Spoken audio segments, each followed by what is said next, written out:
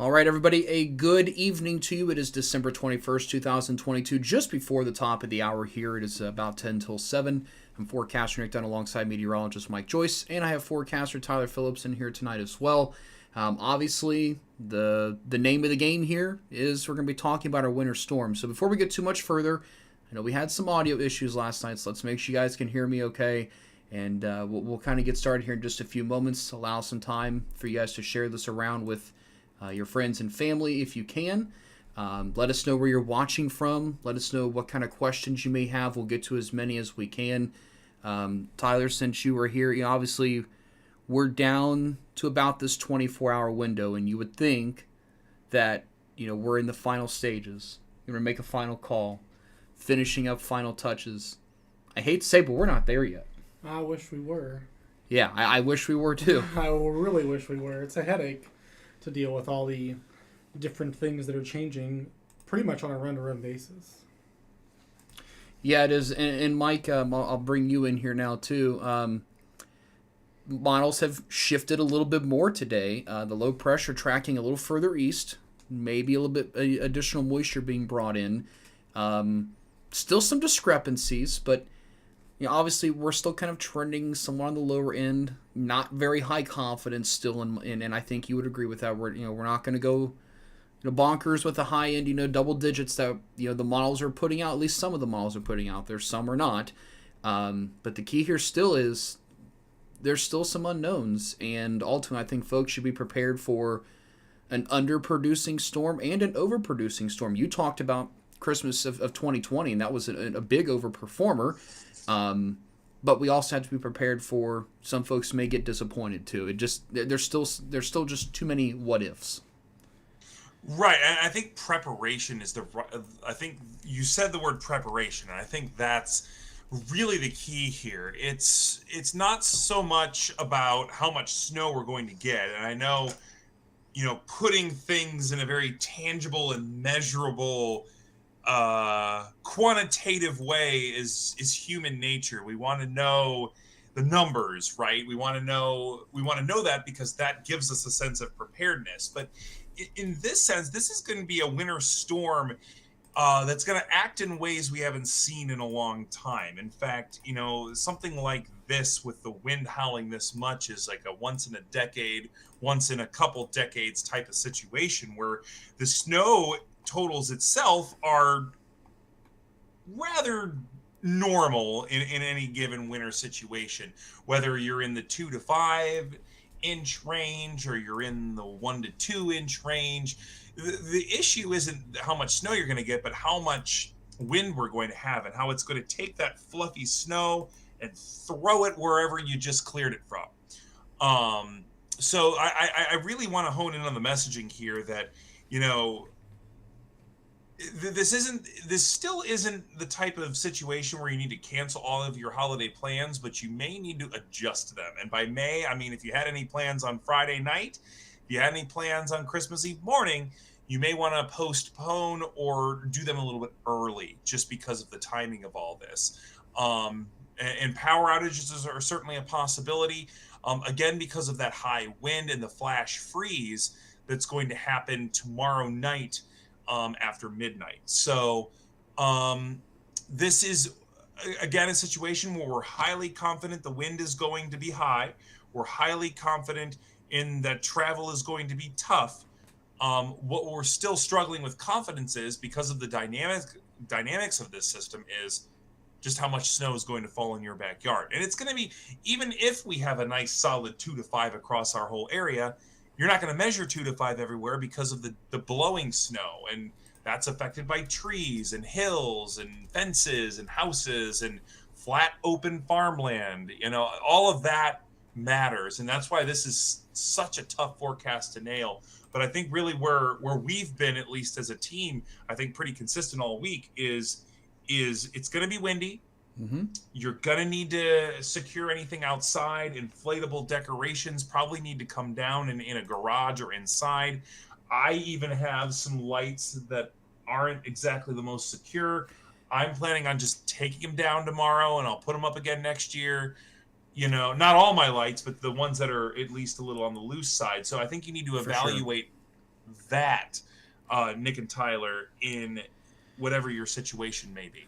Absolutely. Now I've got our alert maps pulled up, and Tyler, we've kind of got some a hodgepodge of alerts or colors out there, and I think one thing we do need to hit is just because you're under an advisory or nothing or a watch or a warning, or in some cases you go from a warning to nothing in the matter of 30 miles, don't let your guard down, because you're going to have impacts no matter where you live on this map, period. Yeah, this isn't the typical winter storm that we're dealing with here, where sometimes you can kind of get a good idea of what the impacts are going to be based on what alerts have been issued. Whether you're a winter storm warning, winter storm watch, an advisory, really the impacts are going to be similar in a lot of different ways, especially because of the high wind that we're going to be getting. Any of the snow that falls is just going to blow around. Mike was alluding to the fact that we won't be able to measure it anyway. There's a good chance we won't. Yeah, absolutely. And I am confident in saying that a lot of these alerts are going to change anyway. Absolutely. So real quick, just a brief summary for you. We have Fort Wayne, Muncie, Bellefontaine, Lima, Toledo, Cleveland, and Ashtabula, kind of some main points under a winter storm warning. Dayton, Columbus, Cincinnati, Mansfield, and Youngstown. Also Springfield back into Connorsville, still under a winter storm watch. And a winter weather advisory for places like Chillicothe, Portsmouth, Lancaster, down to Hillsborough and Georgetown. And again, these are subject to change. Obviously, those of you in places like Columbiana County, Perry County, Coshocton County, where you're kind of on the border, you're probably wondering, okay, well, what's going on here? Like, why have they not done this? Some of it is likely due to timing. Some of it is also due, again, likely to some confidence concerns. The other big story is the cold, and there is a wind chill watch. Again, no matter where you live on this map, I think this will be filled in. I would say, if I'm kind of shocked it's not already, but I think we will see it filled in over the next 12 to 24 hours with either a wind chill warning or a wind chill advisory. And either way, we're talking wind chills from 15 to 30 below zero area wide. And that's going to be really kicking in as the system starts to pull away. So enough about the alerts. Now let's kind of get into what everybody wants to know. Some of you have probably already seen our second call. And at this point, we've made some adjustments. Most of these are minor adjustments. We've upped our confidence to 55%. I've upped the ice to an elevated risk just because of the flash freeze. Winds and travel are still high. Power outages are still elevated. And Mike, again, we look at these ranges based on kind of where we're at right now. Since we still have some confidence issues and some model shifting issues and things of that nature, I really think folks should kind of take this as the first number is more of a at least expect this much, and the other number, the second number there, is kind of the at most worst case type scenario. Obviously, models are putting out much more than this. There's a couple that are not, but my God, I'm still appalled at how much shifting that we are seeing this close to the start of the event. It's crazy.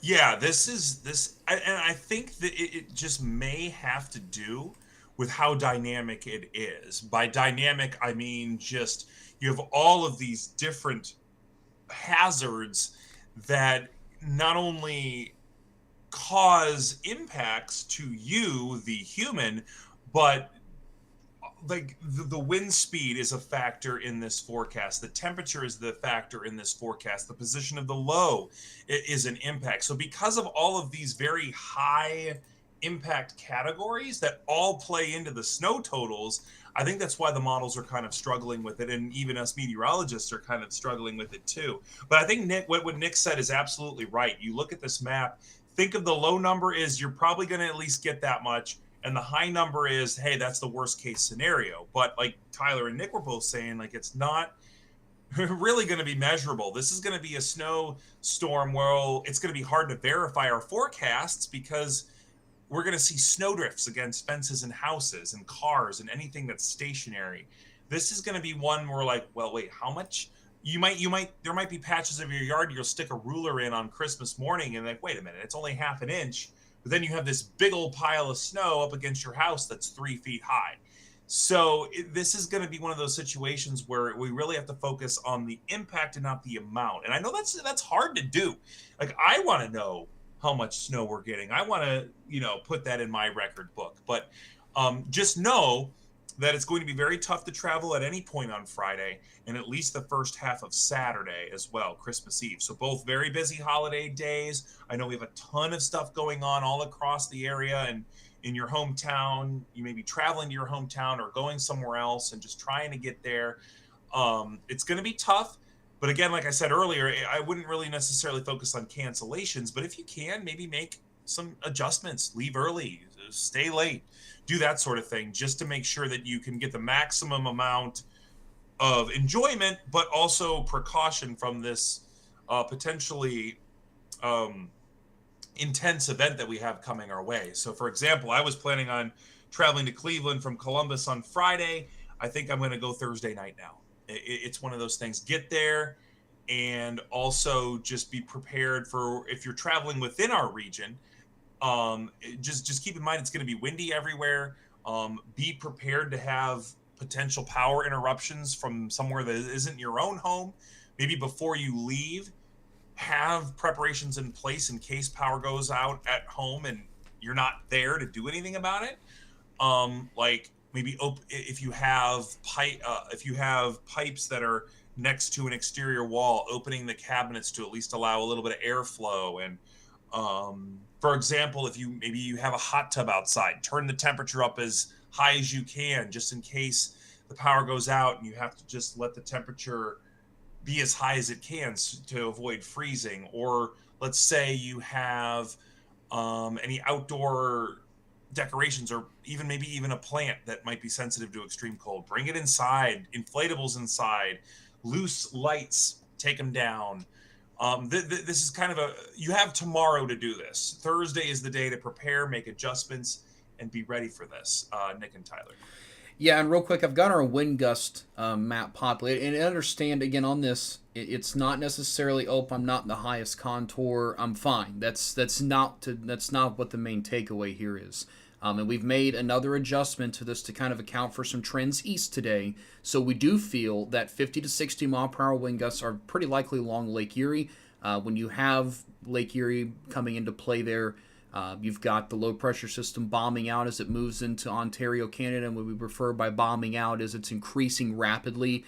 We're looking at bombogenesis potential, which is a 24 millibar drop or a 24 millibar strengthening within 24 hours. And that's definitely going to be met based on the model criteria we're seeing. We're going to leave the power outage risk at elevated because, we're not looking at this constant hours upon hours. There will be a couple, breaks in the wind, and you'll get a few more strong gusts again. This doesn't look to be, kind of think of this as a wind advisory type of event when it comes to the wind. And Wilmington has alluded to that they may issue a wind advisory, but now that they've went ahead and opted with winter weather alerts, that may have kind of gotten pushed off to the side. But anywhere between 30 and 60 miles per hour across the region. Wind chills, another big story. And this will obviously, we will have to hit on this more and more as we get a little bit closer. But understand, folks, dress in layers, keep your pets inside. Remember, if it's too cold for you to be outside, it's too cold for your pets to be outside. I know some folks probably have outdoor cats. Keep them inside if you can. Dogs, if they obviously they got to go out and do their business and come back in. Make it brief and quick, and then dress in layers. You're talking at least one of those layers should be insulating. Maybe 2 layers of pants, waterproof boots if you're going to be out in the snow, and things of that nature. So again, we're talking wind chills minus 10 to minus 30. The lowest wind chills likely going to be in our western counties. And that's just kind of based on current trends. That could be adjusted too as we continue to move along. And then lastly, before we kind of get into some model data, again, I know a lot of you are kind of more interested in what's going on amount-wise and impact-wise, and you're not quite as into the nerdy side of things, and that's fine. But our confidence levels, we are certain on strong winds over 40 miles per hour and cold temperatures. That's about 110%. If I could put it on the map that way, I would. Damaging winds over 50 miles per hour, still a medium risk, medium confidence, and snowfall totals obviously still in that lowish to medium range. Not great. And I honestly don't know that we're going to get that much higher. This may be one of those things where we're going to put out a final call, and then whatever's going to happen is going to happen. So we'll watch as we continue to get a little bit closer. So let's go ahead and move into some model data now. And now this is obviously where, a lot of folks are saying, okay, what's it going to do for me? And we've got the NAM model pulled up to start with. And Tyler, this model yesterday was not very good. And then one thing I do want to point out too is the timing has sped up just a little bit. So this is now 7 p.m. according to the NAM model. If this were to be correct, there's not a ton of rain on the leading front of this. Now some models are back and forth on this. If we get a good amount of even just a few hundredths to a tenth of an inch of plain rain at the beginning, that's okay. Not going to really eat into snowfall totals too much, and I'll talk about why in a minute. But Tyler, this is sped up a little bit, so we may allow the changeover to happen a little sooner. Maybe a little bit more snow comes into play. But the speeding up part, obviously, folks can get home Thursday for the most part, should be fine. Still concerned about that flash freeze potential, though. You're talking about speeding up, and that's really been a general trend for most of the models today. We were really thinking a few days ago, even just yesterday, that most of the state wouldn't transition to snow until after midnight. But we're seeing some trends that it could happen as early as 9 o'clock, 10 o'clock. And the quicker we transition there, the more snow we could get. It really just depends on how quickly we dry out behind the front. The NAM, it's not keeping too much wraparound, moisture available for us. So it'll be interesting to see how that trends later tonight once it gets an ingest of fresh data from the weather balloons and the weather balloon network. Absolutely. And real quick, too, the other thing you notice here, Mike, is when we get this changeover, the snow's going to be moderate to heavy for at least a few hours. And I think during those first few hours of snow, we're going to get a good thump of it. And those temperatures are going to be crashing pretty quickly. Road salt becomes ineffective at about 15 degrees and below. I know ODOT is talking about putting some brine out there as well. I've seen some pre-treating today, but folks, I'm going to caution you, if we get rain initially, that's going to wash away and ultimately be ineffective when we get that changeover to take place. So, again, I know some models are not showing as much rain on the leading edge. To lower that flash freeze potential and to maybe make the Friday morning commute a touch better. And when I say a touch, I'm talking just a little bit. I would much rather have all snow versus rain changing to snow with a rapid freeze up. So right. That's one thing I want to watch too. But Mike, this, we talked about this a little bit. Snow ratios, once these colder temperatures kick in by Friday morning, they're going to raise very quickly. We're talking at least 20-1. Tyler and I have even seen a couple spots thinking 24, 25-1. So it's not going to take as much snow. It's going to fluff up pretty quick. But once the wind kicks in, like you said, it's going to be hard to measure. But with those higher ratios, I feel pretty good with what we have right now from a snow map perspective. Obviously, model data may change a little bit as we move along. But yes, that's one thing we'll have to kind of watch. Anything else you want to add on that particular piece? Yeah, I think that one positive, I guess, and it's not a big positive, it's a slight positive, is that the flash freeze will happen when most people aren't on the roads. The flash freeze is going to happen after midnight for most, maybe before that in spots in western Ohio, eastern Indiana. I'm thinking I-75 corridor.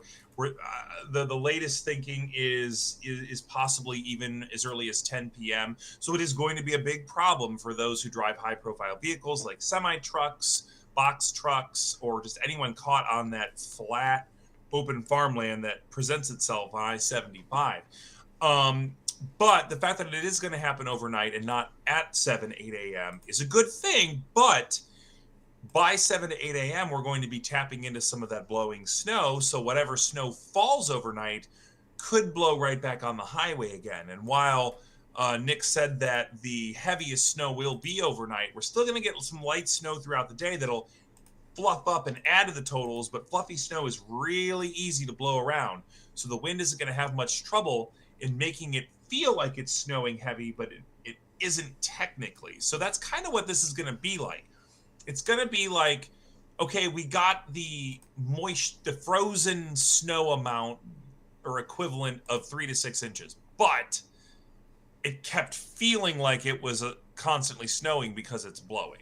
That's kind of how I like to think of it. So don't think of it as, oh, 2 to 5, that's not that bad. Well, it's going to be like 2 to 5 and then 2 to 5 and then 2 to 5, kind of like a multiplying type of situation with all the blowing snow. So again, it's that overnight changeover.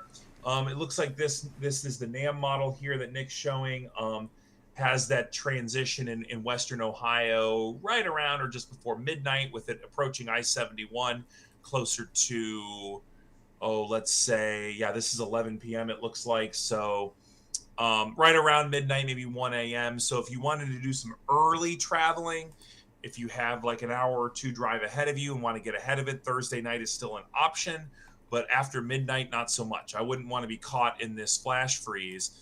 I've seen some data. In fact, I just saw a report out of Cheyenne, Wyoming, where they dropped from 41 degrees to 5 degrees in 20 minutes. Yeah, that is insane. And that, obviously, I don't expect that kind of drastic temperature change here, but a lot of that's going to happen, over the span of a few hours for us versus such a short time there. One other thing I am just seeing is I saw a comment asking about when the Turnpike is going to reopen, and I just happened to go on the Turnpike Commission website. We'll get this posted. They have placed a weather event travel restriction beginning now until further notice. So this includes high-profile vehicles, commercial trucks towing an empty 53-foot trailer, all mobile homes, office trailers, and livestock trailers, all combination vehicle long double trailer combinations exceeding 90 feet in length, and all long combination vehicle triple trailer combinations. However, there are some things that are not included in the travel ban. So if you have a fold-down camper, or a pickup truck with a slide-on camper, a fifth-wheeler type of camper, commercial trucks that are carrying a single 53-foot trailer. I'll post a link so you can read more, but if you are a truck driver, keep this in mind. At the Turnpike, there is a travel ban. If you are just a regular vehicle, the Turnpike is open for driving. But there is a commercial vehicle type of restriction at this point in particular time. Now, if things deteriorate, the commission could say, hey, we're going to shut the Turnpike down altogether. I don't think we're going to get to that magnitude, but a couple things I want to show before we wrap up here. The wind is going to be quite impressive. I'm going to switch to the GFS model to show the wind here a little bit. As we get into Friday morning, I mean, we're talking wind speeds. You can see the gusts here relatively in line about with what we have projected. The highest gusts are along the lakeshore. That's been very consistent. Obviously, the lake water's open, and it's able, wind can freely move across there and accelerate too. It's wide open. Even some gusts up to 50 miles per hour down to at least I-70 in some locations. If you read your particular weather text bulletin, if you're under a winter weather alert, the Weather Service is actually kind of giving you their thoughts on wind gusts for your particular location. Not a bad forecast whatsoever. And then the wind chills. I will say the GFS this afternoon came in a lot colder on wind chills. This is a look here. Let's stop this at...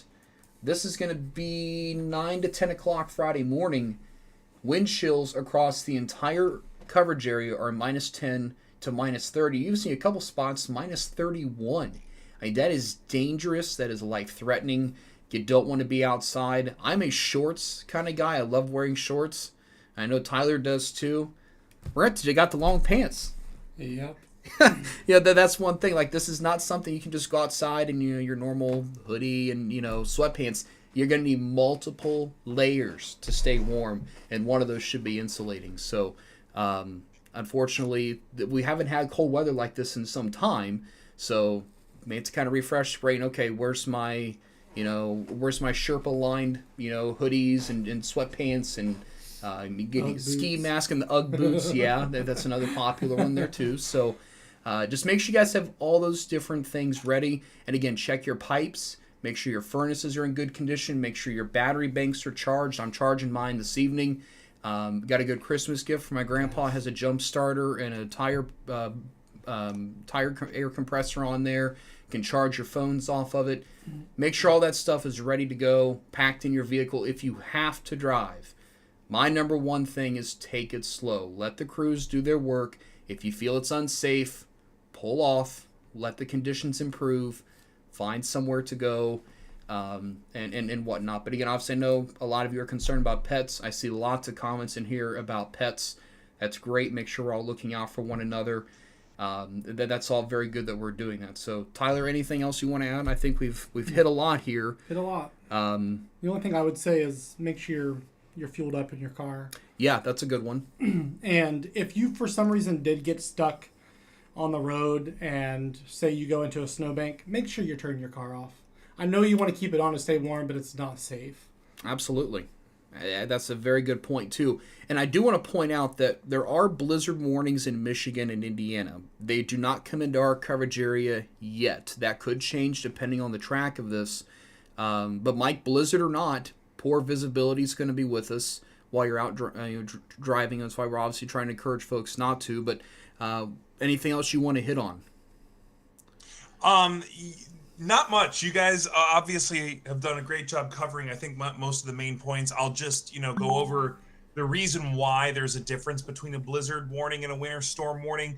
Blizzards, of course, have that very specific criteria. We're talking about visibility less than a quarter of a mile. So if you think about those really, really dense fog mornings, that's what we're talking about. But blowing snow instead. More than 3 hours at a time. Sustained wind of more than 35 miles per hour, more than 3 hours at a time. There's a lot of criteria, and there's a reason for that, because the word blizzard is meant to convey a very rare sense of severity. Now, you do see those blizzard warnings off to the west.